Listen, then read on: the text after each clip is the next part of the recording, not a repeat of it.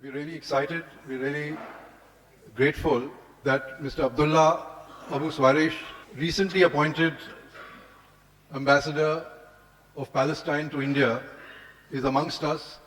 He's taken the trouble, caught a flight in the morning, and he'll be with us for 2 or 3 days to interact, to convey what the Palestinian struggle is all about. And we're really grateful that he is with us, and we can together pass on our sentiments in some way, as a small drop in the ocean, to the suffering humanity in the Gaza Strip and beyond. Before we start, I believe he would like to put a scarf or the typical Palestinian scarf.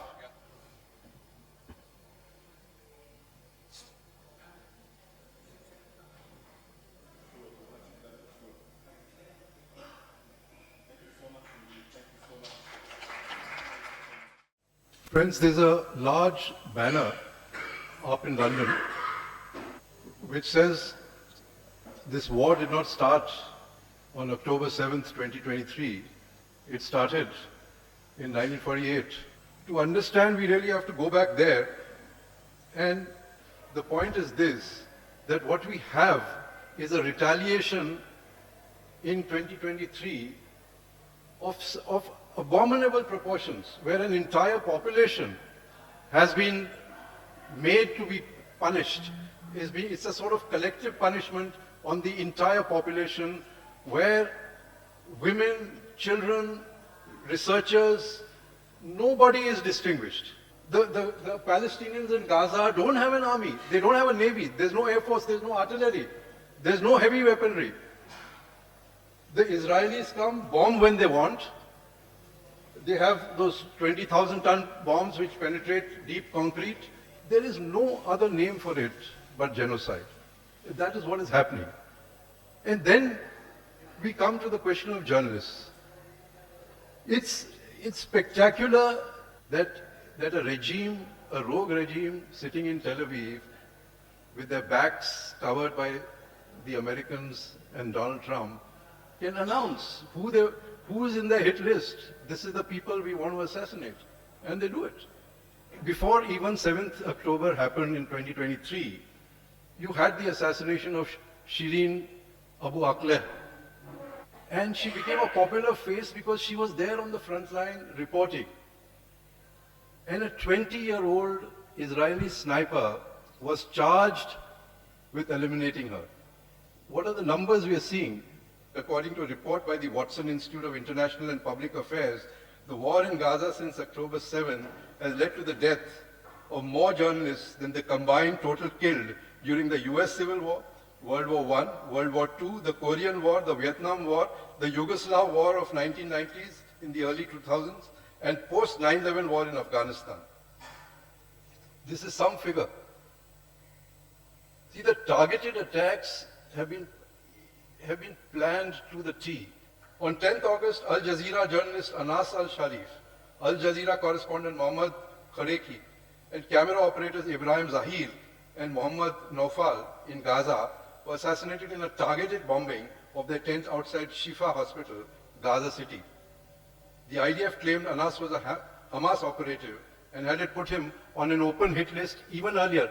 So the point is, where does this end? I have no answer. Maybe other speakers have. But somewhere we have to raise our voice. And I was reading a small opinion piece on Al Jazeera, and this is what Iman Hillis wrote recently as an appeal on the first anniversary of the killing of a friend and Gaza journalist, Amna Humaid. I leave you with her words. If mourning Palestinian journalists allows you to feel less guilt, if it makes you feel as though you have fulfilled your duty towards them, then don't mourn them. We do not need more eulogies. We need justice. It is the least the world can do for the orphaned children of Maryam, Amna, Anais, and the other 244 slain journalists in Gaza. I'd request my friend Firoz to say a few words, and then we'll have the other journalists before the ambassador takes over. I'll just say a few words firstly about the Palestinian journalists, because they've done something very important. They've not only told the stories of the people, each person who was murdered, but they've actually changed the global balance of power. The Palestinian journalists have actually turned around the narrative, which was the dominant narrative of the Western world, imposed on the psyche of the West, not much on the global South, but it did have its impact. What they've succeeded in doing with their simple mobile phones and equipment and the bombs that we're facing is they've documented the war crimes in real time, which is why Netanyahu is facing an arrest warrant, so is Yoav Gallant, the defense minister, and so are a whole load of, we don't call them IDF, we call them IOF, the Israeli Offensive Forces. So many of these crimes that have been documented, and so many of these war crimes that they themselves have put on YouTube and on their Twitter handles are all being investigated today. So for 17 years, since 2005, ever since the people of Gaza were blockaded and were in an open-air prison and a concentration camp, so this was the Gaza Ghetto Uprising, like the Warsaw Ghetto Uprising of 1944. This was a prison break from the jail that had been put in for 17 years. And today Gaza Grad is like Stalingrad. I'll give you 3 facts that Netanyahu knew it was coming. And I'll tell you why they had to do what happened. The New York Times carried a report on its front pages saying that Netanyahu was aware of the coming attack 1 year prior to the attack. This was on the New York Times front pages. The second fact is that the Egyptian government warned Netanyahu 10 days before that an attack was coming. And Netanyahu called it fake news and nothing much happened after that. The Egyptian government himself warned. The third fact is that the women soldiers guarding the perimeter of Gaza, who are surveilling it through their drones and the satellites and the cameras that are square foot to square foot of Gaza, those women soldiers were reporting back to the seniors that they are planning something. That we can see that they are changing and there are activities going on, they are planning something is happening. They were warned not to speak out to the media or they would face military tribunals. Then there are certain terms which have been hit upon us by the Bidens and the Trumps and the Western leaders. There's an entire thing called Israel has the right to defend itself.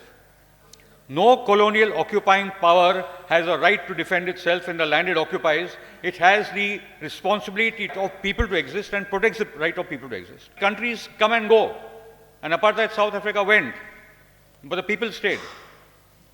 So this right to exist, right to defend itself is just fed into minds without any basis in morality or international law.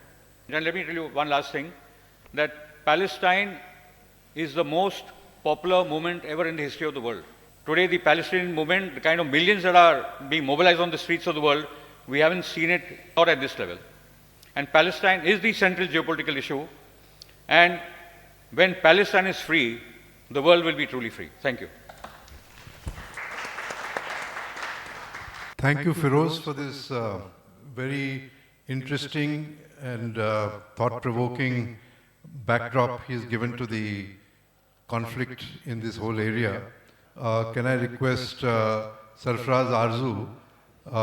He's a very renowned editor of the Hindustan Daily for years and also the Secretary General of the Urdu Journalists Association and the Khilafat Committee Chairperson too.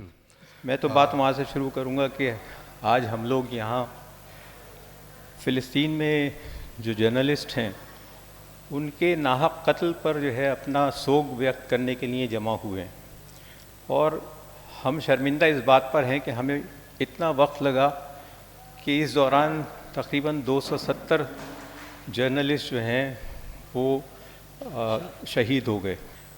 जब हम लोग इस meeting को organise करने के बारे में planning के स्टेजेस में थे तो उसी रोज़ उस अस्पताल पे बमबारी हो गई जिसमें रॉयटर्स का फ़ोटोग्राफ़र मिस नासिर मसरी जो है और उसके 4 साथी जो हैं वो मारे गए।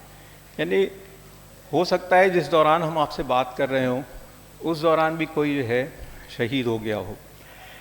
मसला सबसे बड़ा ये है कि इज़राइल ने अपने नैरेटिव को दुनिया पर चलाने के लिए जो स्ट्रेटजी इख्तियार की है वो ये है कि वो जर्नलिस्टों को मारने से पहले या मारने के बाद उनको एक बदनाम करने की मुहिम चलाते हैं। उनकी आर्मी में एक जस्टिफिकेशन यूनिट भी है जो ये बताता है कि जर्नलिस्ट जिसको शहीद किया गया है वो जर्नलिस्ट नहीं बल्कि हमास का एक ऑपरेटिव है। और ये बात जो है बहुत कम लोगों ने इसका एहसास किया होगा कि रॉयटर्स जैसा इदारा जो सारी दुनिया में ख़बरें फराहम करता है वो अपने जर्नलिस्टों के फ़ोटो जर्नलिस्टों के मरने पर जो है अफसोस का इजहार नहीं करता, बल्कि इसराइल ने जो नैरेटिव पेश किया है उसको आगे बढ़ाने की कोशिश करता है। न्यूयॉर्क टाइम्स हो या दूसरे अखबारात हों वेस्ट के, वो एक तरह से कन्वेयर बेल्ट्स बन गए हैं झूठ को आगे बढ़ाने के लिए। हमें इस बात की खुशी है कि गवर्नमेंट ऑफ इंडिया ने पहली मर्तबा जर्नलिस्टों के मारे जाने पर जो है एक स्टैंड लिया, हालांकि वो भी बहुत ही वीक स्टैंड है। खुशी उस बात से ज़्यादा गम हम लोगों को जिस चीज़ का है, जिस पर मैं अपनी बात को ख़त्म करूँगा, वो ये है कि हमारी सरकार ने वो रोल अदा नहीं किया जो उसको इस वर्ल्ड स्टेज पर अदा करना चाहिए।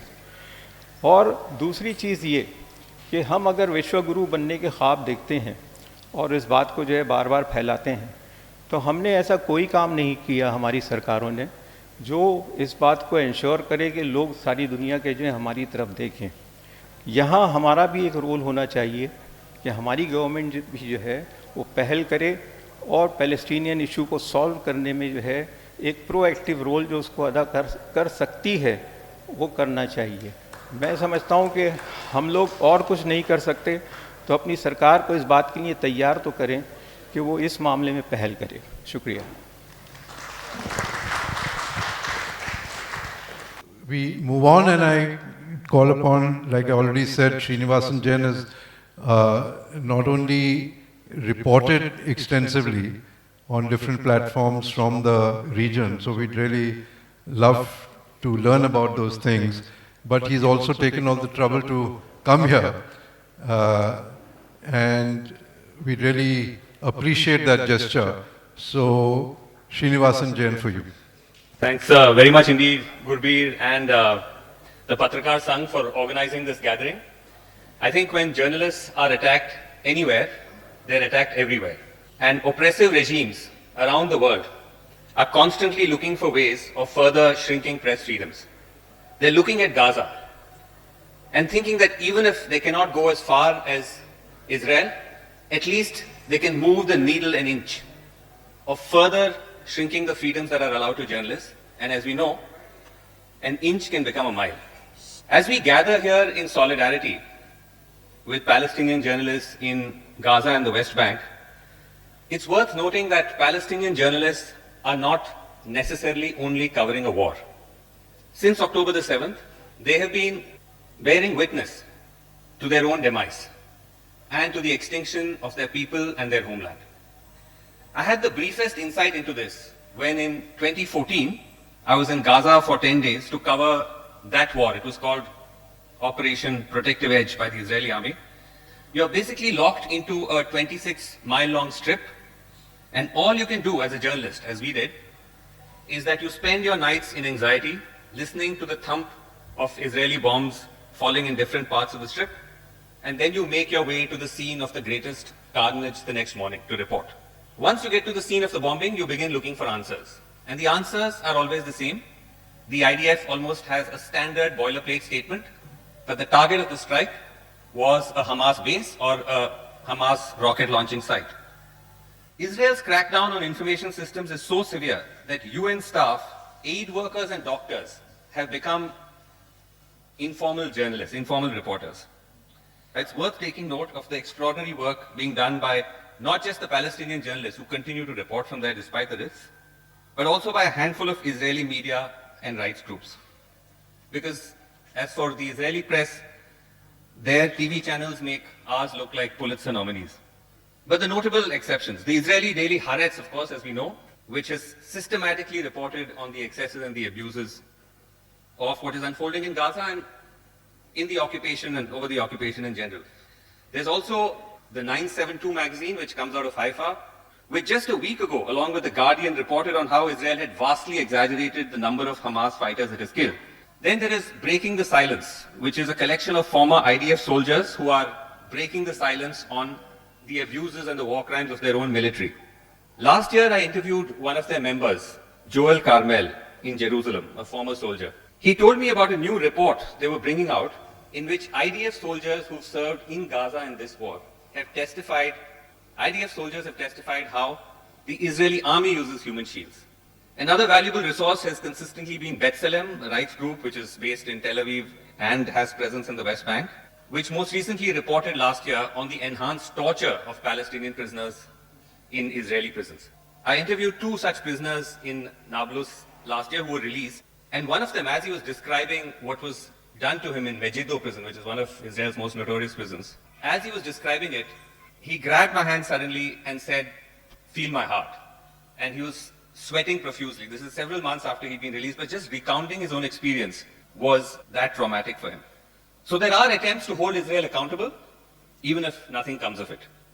Despite the risks, Palestinian reporters are still out there every day. And I asked one of them about it last year, why this was the case. And they said their determination to record the extermination of their people is informed by history.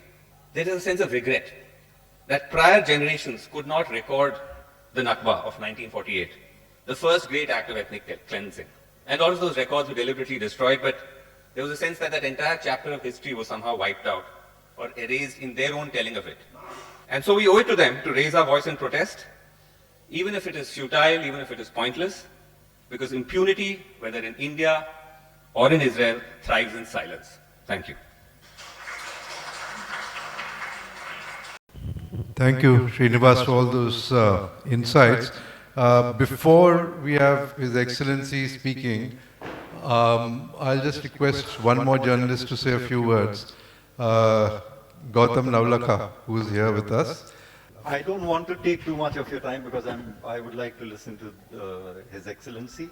All I want to say is that I feel extremely anguished, embarrassed, ashamed that the country my country, which stood by and was one of the first countries to recognize the Palestinian people's struggle, today is hands in glove because we are as much a party to this genocide as the Western countries. But unlike the West and North America, where the civil society woke up and was out marching on the streets and protesting and is still challenging the narrative of the Zionists and the authorities, Indian civil society is completely silent, and we have been pushed into silence also by a government which banned virtually protest in favor of Palestine. And after 2 years, if we woke up to a genocide that was taking place in front of our eyes, I think it speaks the volumes for the state of our state and society. Thank you. Thank you for those short words. We have with us an actor who's been also participating in the support and solidarity struggle, Adran Khan. We welcome him here.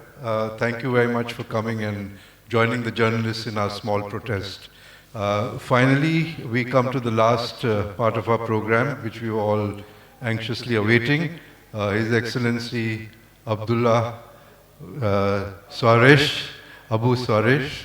Welcome to Mumbai, and we'd love to have your views.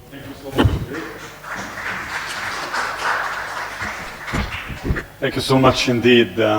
It's not an easy task to take the mics after the outspoken persons, the journalist people who's taking the floor before me, and to deliver a speech, especially related to the journalism and media and all of this stuff. And I should be very frank when I say that I'm an economist even. I'm not a politician man, but we, the Palestinian, born and raised to be a politician by default. Yes, we are in a desperate need as a Palestinian people to raise our voice. Not only here, worldwide. Our voice is completely blocked, completely shadow banned. And it's not a new phenomenon. It was there.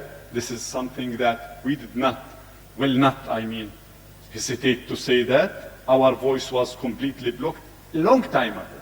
And we are not on the media, even after 273 of your colleagues, journalists, had been assassinated and targeted, not killed, targeted, because wording had a meaning. Still, the Western media is used to say, yes, we want Israel to open the border for an independent journalist. Take a look to the word independent journalist, so that according to them, 237 of your colleagues not independent.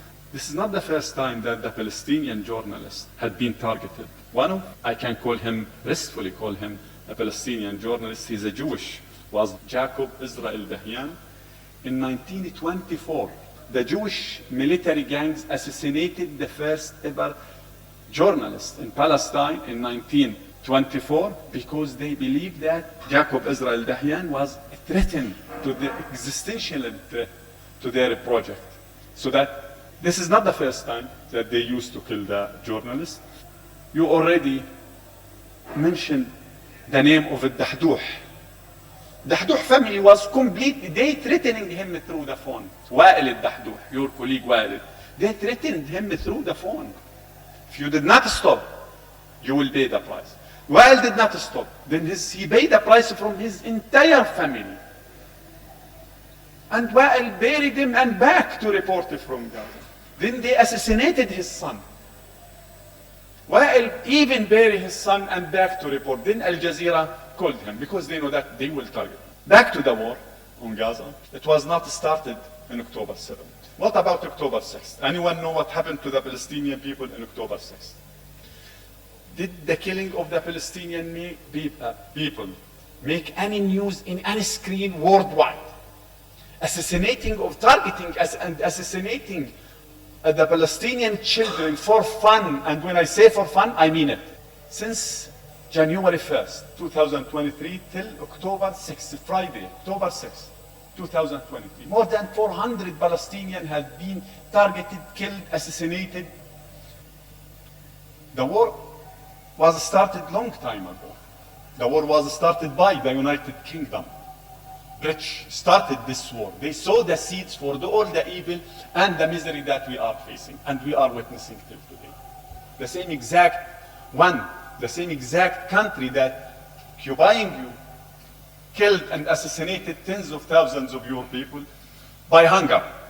And you remember that, I'm pretty sure. But accusing the Palestinian people of being terrorists, this is not the first, we are not the first one of being terrorists. I mean, accusing of being terrorists. Your occupier again accused you in 1857 of being terrorists, anarchists, and all of these stuff. And they hanged to death many of your loved persons. And if any one of you now raise his voice, you are not Jewish, not Palestinian, but you are anti-Semitic. One word. And if you raise your voice very strongly, you are anti-Semitic and Holocaust denier. When we articulate the first government under the chairmanship of Yasser Arafat, one of our ministers was Jewish Rabbi, Moshe Harsh, the first one to smuggle weapons to Yasser Arafat. And I want you to listen carefully to all of these names because it's very important. I'm just shedding light because this is not Muslim against Jewish, it was not Hindus against British colonization, a British Christian. It was people under the British colonization against the British colonization. Now it was not Hindus, so it is not Muslim. But it happened that we are the Muslim, 97% of the consisting of our society, 97%. The first one to smuggle weapons to Yasser Arafat is a Christian Archbishop, Kabuchi. The one who established the most tough military resistance against the Israeli occupation was George Habash, Christian man.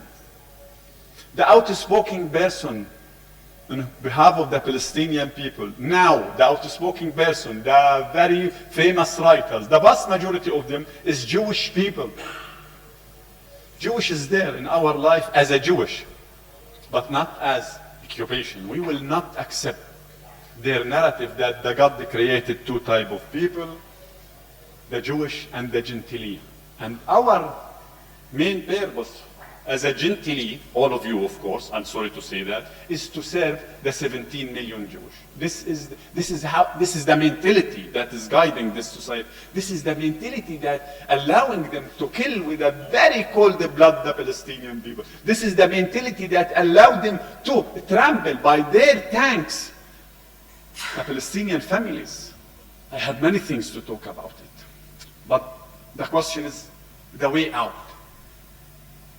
Is this a battle for the Palestinian people? Is this should be a Palestinian people struggle, or this is a collective struggle for anyone worldwide who's believing that we, the human being, have one shared a human future? This is a struggle for everyone who believes no one is safe until everyone is safe. You will not be able to report from Gaza, but it is fair to listen to us. It is fair, and this is my humble appeal to all of you. Listen to us. Come with the very tough question. Start by October 7th. Start by the hostages. Then the hostages, we discover only there are 50 hostages. We did not minimize the misery of those hostages at all, and they should back to their home right now. But what about another 10,500 Palestinian hostages? 73 of them has been killed, targeted inside the Israeli jail. One of them has been raped in front of the camera. One of them, man, be raped in front of the camera. Then it was discussed in the Israeli Knesset, not from a legal perspective, but from it is moral or not moral to rape the Palestinian. And you have a very important and very significant responsibility to save the world as a journalist. And to save the world, we should all make sure that the truth all the time in front of the people. With that, thank you so much indeed. Many things to talk about. Thank you very much. Why don't you just stay there? I think we can take one or two questions. We would also like to know what is happening in the West Bank. West Bank, for example, is a villages. And in because it's a mountain, you're going to find in these villages one entrance, and sometimes the very lucky village have two entrances, and exit and enter. But the vast majority of it is one entrance. The military checkpoints, gates, iron gates with a key. It's not controlled only by the Israeli soldier. One of these gates, and we have the videos to it, any one of those criminal terrorist Israeli settlers decided to close the gate today, you will not back to your family tonight, or you will not be able to leave your because there is someone decided. He woke up very nervous, then he decided, of those criminal people, decided to close and to shut down the entry to this. Any other questions? We'll take one more. How do you see the role of International Criminal Court if more countries, South Africa filed a petition against Israeli genocide, if many more nation states do it, do you think that it will galvanize the world, the ceasefire, in a real terms? It will strengthen the forces of peace? The International Criminal Court is representing the theoretical level of the international law. But the international law will completely become paralyzed if the international community did not have the will to implement. In the theoretical level, likewise, the United Nations, there is a lot of issues which is in favor of the Palestinian people. Hundreds of General Assembly resolutions. But when it came to the implementation, zero. Because there is someone is giving Israel the full impunity, which is, of course, the United States of America, 88 veto that used in the American veto used in the Security Council. 56 of it is against the Palestinian people, and to protect and to shield the Israeli occupation itself. So that international law will completely become paralyzed if there is no will to implement it. Thank you. Thank you very much. If you can just say there, I just want Srinivasan Jain as well as Firoz Mitiburwala, who's done an excellent networking. He's not only got the ambassador for those who missed out today. We can tell our friends he's speaking tomorrow at the Yashwantrao Chavan Pratishthan Auditorium at 6 p.m. tomorrow. So anybody of us, because of the rains or this morcha missed out, can come tomorrow and definitely hear him. But we just a small memento which a journalist friend of ours, her name is Beena Sarkar, Ilyas. So she did a special issue on Palestine in 2012. She'd gone to sort of done a research there and produced this. So she just wanted to hand it over. Maybe it's a gallery. That's 2012 special issue on Palestine.